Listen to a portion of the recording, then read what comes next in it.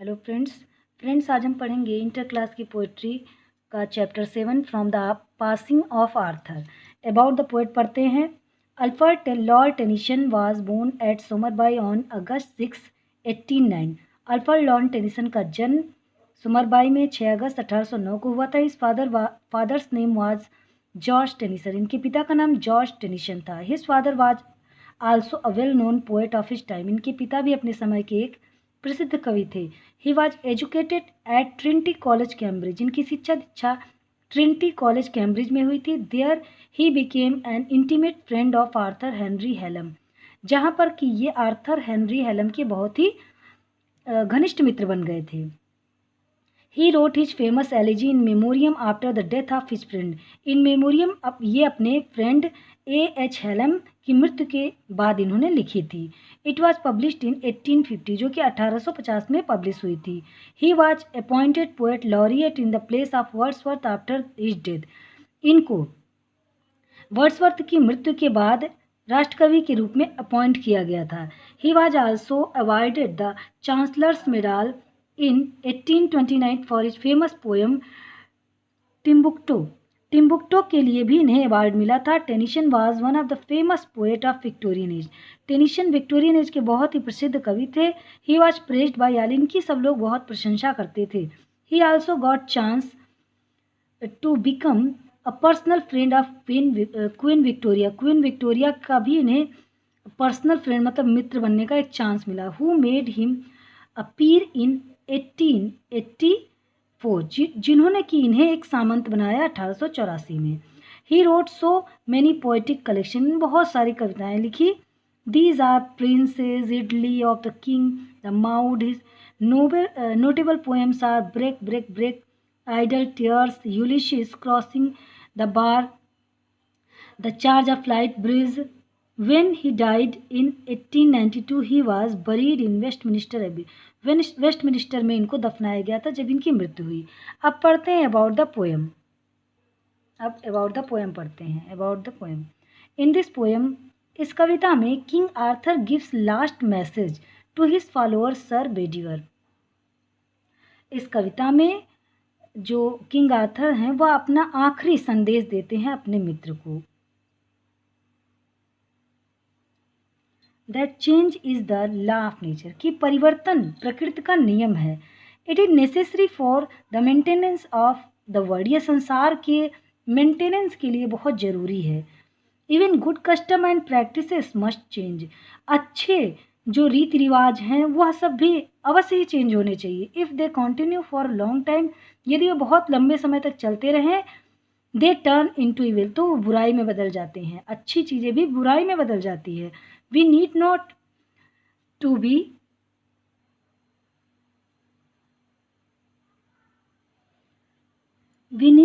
be perturbed by changes. हमें परिवर्तन से परेशान नहीं होना चाहिए। We should continue to perform our duty under our circumstances. हमें सभी परिस्थितियों में अपने कर्तव्यों का पालन करना चाहिए। We should pray to God to shower His blessing. हमें ईश्वर से प्रार्थना करनी चाहिए कि वो अपने आशीर्वाद को दिए रहे, बरसाए रहे। Prayer has the magical power, प्रार्थना में अद्भुत शक्ति होती है। It can accomplish impossible things, इससे असंभव चीज़ें भी हो सकती है। देयरफॉर, इसलिए we should pray to God not only for himself but also for our friend. हमें सिर्फ अपने लिए ही नहीं प्रार्थना करनी चाहिए ईश्वर की, बल्कि अपने मित्रों के लिए भी करनी चाहिए। It is a kind of affection that bind us with God, यह एक प्रकार का प्रेम है जो ईश्वर से हमें बांधता है। चलिए अब पोएम पढ़ते हैं।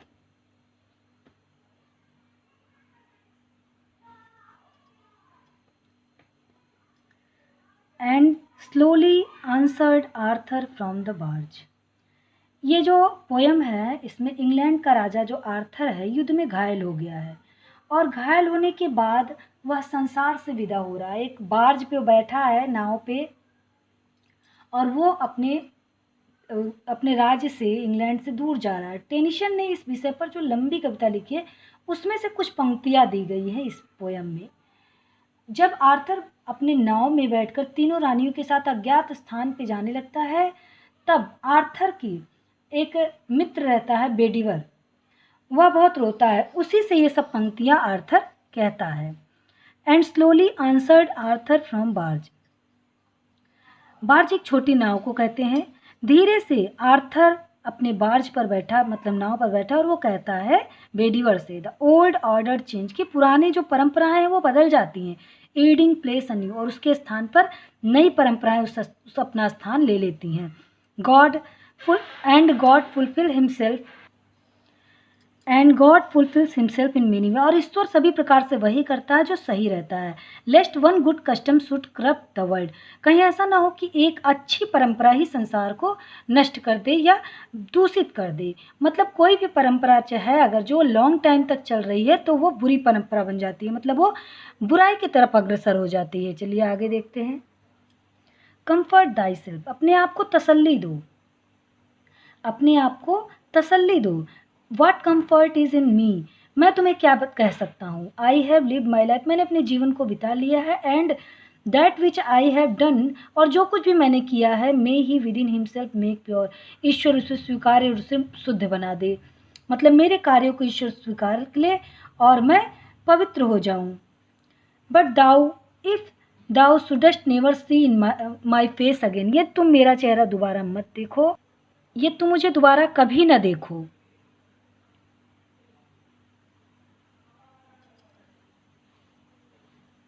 मेरा चेहरा तुम्हें दोबारा न दिखे, मतलब वो जा रहा है तो उसे लग रहा है वो कभी नहीं आएगा, इसलिए ऐसा वो कह रहा है। प्रे फॉर माई सोल, मेरे लिए प्रार्थना करना। More things are wrought by prayer, बहुत सारी चीज़ें ऐसी होती हैं जो प्रार्थना से पूरी हो जाती हैं। Then this word dream of, जिसके बारे में संसार सोच भी नहीं सकता। Wherefore let thy voice rise like fountain for me night and day, इसलिए अपने आवाज़ को खूब ऊंचे उठाना, फाउंटेन की बात, जैसे फाउंटेन ऊपर उठता जाता है वैसे तुम अपने आवाज़ को उठाना और मेरे लिए दिन रात प्रार्थना करना। For what are men better than sheep and goat, मनुष्य जो है इसीलिए इंसान जो है जानवरों से बेहतर है, मतलब घोड़े से, अरे भेड़ बकरियों से इसलिए बेहतर है क्योंकि वो प्रेयर कर सकता है ईश्वर से।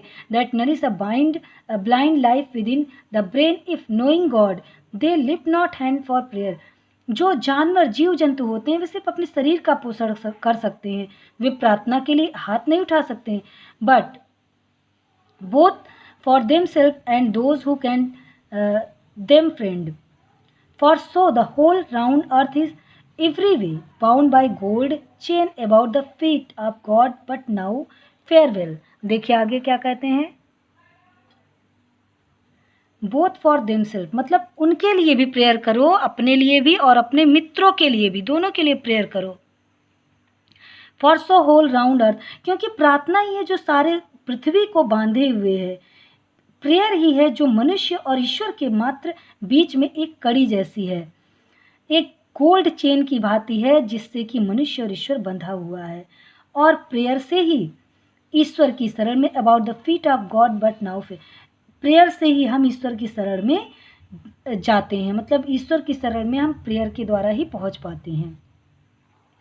लेकिन अब मैं जा रहा हूँ, विदाई लेते हुए आर्थर कहते हैं वेडिवर से। तो ये सारा जो संवाद था ये आर्थर के द्वारा वेडिवर को कहा गया है। अब ये पोएम इसी प्रकार ये पोएम खत्म हो गया। तो फ्रेंड्स आपको कैसा लगा पोएम ज़रूर बताइएगा और मेरे चैनल को सब्सक्राइब करिए। इस पोएम को अधिक से अधिक शेयर करिए। Thank you for watching this video.